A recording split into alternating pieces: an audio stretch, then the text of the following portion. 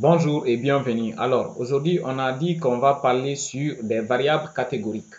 Alors, quand nous revenons, on considère l'hypothèse suivante comme, c'est-à-dire on considère ces données comme notre dataset. Et on a dit que le machine learning se base uniquement sur des équations mathématiques et plus principalement en probabilité et statistique. Et vu dans le cours présent, je vous ai même parlé certains modèles comme la régression linéaire et ainsi de suite, j'en pense. Ceci, il se base sur des équations linéaires. Et j'ai dit que des variables dépendantes sont déterminées à partir des variables indépendantes et ces variables dépendantes vont être des décisions de sortir. Donc, et comme je vous ai dit, supposez que nous voulons retrouver, par exemple, la variable drag en fonction de la variable sexe. Vous voyez?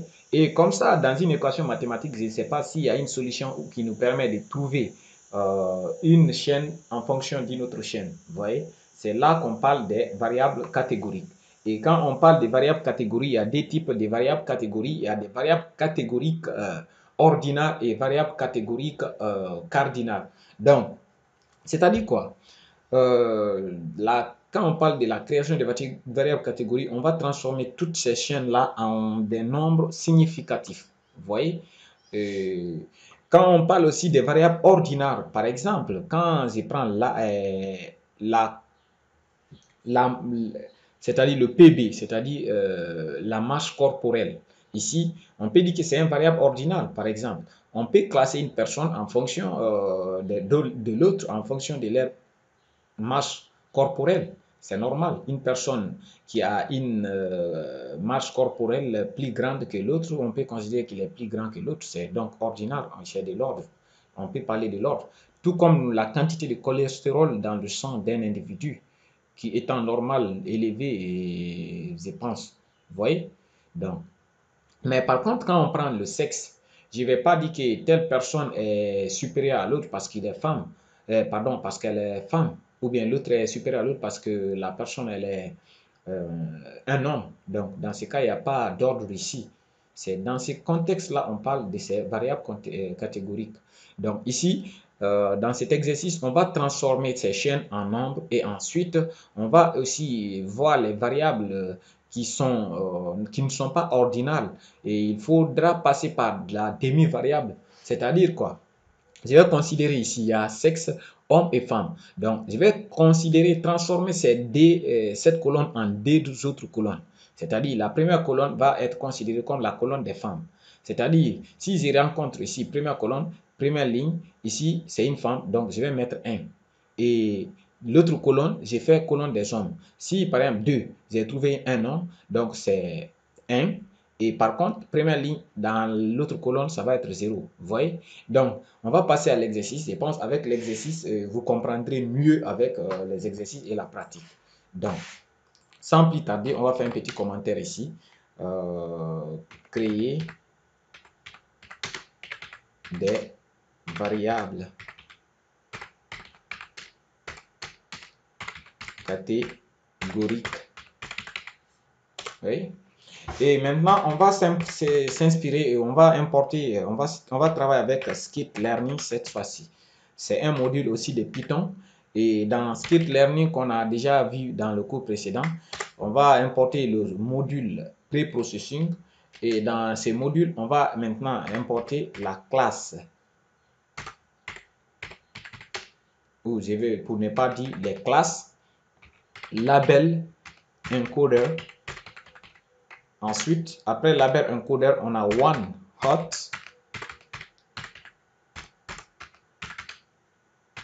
encoder, one hot encoder. Et ici, on va essayer d'importer pour voir est-ce que il n'y a pas de problème. Alright, il n'y a aucun problème. Et maintenant, qu'est-ce qu'on va faire? Nous allons revenir ici transformer 1, 2, 3, c'est-à-dire les trois colonnes là, tous en nombre d'abord. Ensuite, on va passer à l'étape suivante. Et pour cela, c'est la classe label encoder qui nous permet de faire ceci. Donc, pour cela, on va créer une variable que j'appellerai label encoder, encoder X, par exemple. Vous voyez, vu qu'on va travailler avec les variables des matrices, avec notre matrice X, donc ici, je vais prendre la classe pour créer l'objet. Vous voyez? Et je ferme la parenthèse. Et cette classe, elle ne prend pas de paramètres. Cet objet ici, on ne donne pas de paramètres. Il y en a des paramètres, mais ils ne sont pas obligatoires. Donc, qu'est-ce que je fais? Je vais exécuter pour voir. Vous voyez? Donc, arrivé là, on est bon.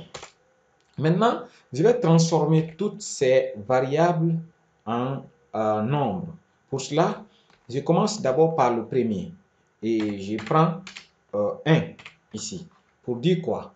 Quand je viens dans dataset 0, ça c'est déjà un nombre, je m'en fous. Et je passe en deuxième maintenant, sexe, troisième, ainsi de suite, jusqu'à 1, 2 et 3. Donc, je vais transformer ceci. Mais pour cela, je vais faire étape par étape. Ça, c'est la première partie. Donc, égal. La variable, l'objet que je viens de créer, je prends cet objet et je mets égal. Et ensuite, je mets point. Maintenant, au lieu de l'autre méthode ici, j'ai utilisé fit, ensuite transform. Donc, je vais faire ces deux étapes. Je vais faire ces deux étapes en une avec la méthode fit transform qui permet de faire fit et ensuite transform. Et comme vous le voyez dans toutes ces deux méthodes, on a passé x en paramètre de notre méthode. Donc, c'est la même chose que je fais ici. Vous voyez, je colle. Vous voyez?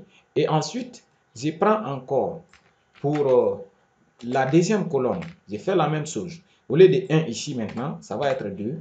Et au lieu de 1 ici, ça va être 2. Je colle également la même chose. Et pour troisième colonne, c'est la même chose. Ici. Vous voyez? À partir de là, je vais réexécuter. Vous voyez? À partir avant, quand je voyais X, j'ai oublié de le faire voir avant, mais vous verrez maintenant. Comme vous voyez maintenant, quand j'ouvre maintenant notre dataset, vous voyez, je reviens ici. Première colonne, c'est l'âge 47, ainsi de suite, vous voyez, c'est bon. Mais maintenant, sexe, ici, il a transformé. Homme, partout il a vu femme. Par exemple, première ligne, 0, ici. On a la colonne sexe, ici, 0. Vous voyez. Deuxième, M, on a 1. Et troisième, c'est-à-dire D ici, on a M, on a 1. Vous voyez les 1 qui se suivent. Et on a aussi 4 autres qui sont femmes. 1, 2, 3, 4. Vous voyez, vous l'aurez compris. Maintenant, ici encore, height. Il a transformé height ici par 0. Et il a transformé les D là ici par 1, 1. Comme vous le voyez, c'est un peu difficile. Et normal, il a transformé par 2. Vous voyez? Donc, arrivé là, vous voyez qu'on a transformé toutes nos variables maintenant en nombres. C'est bon. C'est là l'importance des labels encodeurs. Maintenant, avant de revenir maintenant, avant de passer à l'étape suivante, comme je vous ai dit pour le sexe, il n'y a pas de grandeur pour distinguer. Et c'est là maintenant on va utiliser One Hot Encoder. One Hot Encoder fait quoi? Je vais créer un objet One Hot Encoder ici. Je me prends O minuscule pour différencier notre variable objet de notre classe ici. Et One Hot Encoder ici, on peut appuyer sur CTRL-I pour voir comment ça fonctionne. Il a également plusieurs paramètres, mais là, le paramètre obligatoire ici, c'est feature ici. Vous voyez? Donc, et feature, on va le passer en paramètre de notre constructeur ici. Et la ligne que nous voulons transformer, c'est le sexe, comme je vous ai dit depuis le début. J'ai dit que le sexe, on ne peut pas dire qu'un homme est supérieur à un autre homme. Dans ce cas, il faut transformer la colonne sexe en deux colonnes, à savoir une colonne pour les femmes, une colonne pour les hommes. S'il rencontre une ligne, une femme, la colonne des femmes, il met 1. S'il rencontre un homme, dans cette même colonne, il met 0. Vous voyez, c'est cette distinction qu'on appelle la transformation des variables catégoriques par demi-variable. Donc, à partir de là, je vais exécuter. Alright, c'est bon, aucun problème. Maintenant, je reviens. Maintenant, j'ai fait X. Et à partir de X, je prends mon objet ici. Et je fais un fit encore transform comme l'autre. Et ensuite, je passe X. Et maintenant, je transforme la sortie en un tableau qu'on appelle heureux ici. Et je vais essayer d'exécuter pour voir la réponse. Comme vous le voyez, il y a eu l'exécution sans problème. Voilà. Vous voyez? Mais maintenant, Le problème, c'est quoi ici? Il est avec sexe. On est avec maintenant la partie homme. Tout ça là consiste maintenant. Voilà. Vous voyez X, on a la partie as est là déjà. Il n'a pas touché, juste il a transformé. Vous voyez, les autres colonnes, c'est bon. Il les a laissées. Maintenant, mais pour le sexe, qu'est-ce qu'il fait? Je vais ouvrir dataset pour vraiment bien vous faire comprendre. Maintenant, quand on revient ici, sexe, vous voyez ce que je vais dire ici. La première ligne ici, c'est 0, c'est une femme. C'est pourquoi il a mis ici 1. Or il avait donné 0 avec un label pour les femmes. Vous voyez, première ligne, c'est femme. Maintenant, quelle ligne? 3 ici encore, c'est une femme. Quand nous venons ici 3, vous verrez ici 0, c'est 1. C'est pourquoi partout maintenant il y a femme, dans cette colonne il met 1, partout homme il met 0. Par exemple, deuxième ligne ici, c'est 1 qui était un homme, il a mis 0. Vous voyez? Mais par contre, quand on revient dans la colonne des hommes, quand vous voyez maintenant 1, et première colonne c'est une femme, il a mis dans la colonne des hommes 0. Vous voyez? Et deuxième ligne c'est ici. Vous voyez? Un homme masculin, il a mis 1. Ce qui suit c'est 1 aussi. Vous voyez? Ainsi de suite. C'est ce qu'on appelle la transformation par demi-variable. Donc, et cela va servir vraiment, sera très important dans les lignes qui suivent. Parce qu'il y a des modèles, tels que d'autres modèles qui sont différents des régressions linéaires.